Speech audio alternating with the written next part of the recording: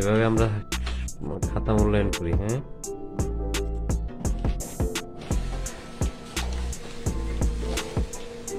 আমাদের জাহিদ ভাই, আমাদের আনোয়ার ভাই, এই যে আমাদের ইউসুফ ভাই, সবাই ব্যস্ত।